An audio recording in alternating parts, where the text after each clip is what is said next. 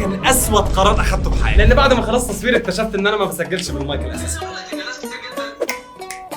انا مش حمل ان اعيد تصوير كل الفيديوهات دي تاني. مش وداني هي اللي بتعمل صوت صح؟ والمره دي انا كنت مزنوق في فيديو بجد والله العظيم، دي كانت مصيبه كبيره، بس تعالى اقول لك حلتها ازاي. كل اللي هنحتاجه هو برنامج ادوبي بريمير، لو مش محمله حمله. تعالى اوريك هنعمل. عشان في ناس كتير قوي سالتني في الكومنتات هل نشتري كاميرا ولا تليفون في صناعه المحتوى. خليني اوريك بقى ازاي تحول صوت المعفن ده لصوت جامد جدا بافكت صغير قوي. كل اللي هنعمله ان احنا هنروح عند افكتس ونكتب هنا في السيرش بارامتريك ايكولايزر، حطها على الصوت اللي هنا اديت، هتلاقي الشكل المرعب ده ظهر لك على طول. هنتك هنا كده تنزل تحت عند فوكال انهانسر، هتلاقي هو عمل لك كل حاجه. هنروح عند افكتس ونكتب دي نويز، نشد دي نويز دي نحطها برده هنا، وبعد كده نخلي دي نويز دي عند اول شرطه هنا. عشان في ناس كتير قوي سالتني في الكومنتات هل نشتري كاميرا ولا تليفون في صناعه المحتوى. قولوا لي في الكومنتات تنفع في حل زنقه اي حد ولا لا. وبمناسبه الروشنه صح، فاكرين لعبه جاتا بتاعت زمان اللي ما كانش بيعرف يعوم، اللي بهدلناه معانا وكسرنا بيه عربيات وكنا بنخلي الفلوس يجري وراه بالنهار؟ سايب لكم لينك تحملها في التعليق المثبت، وما تنساش المونتاج ما سابش لحد.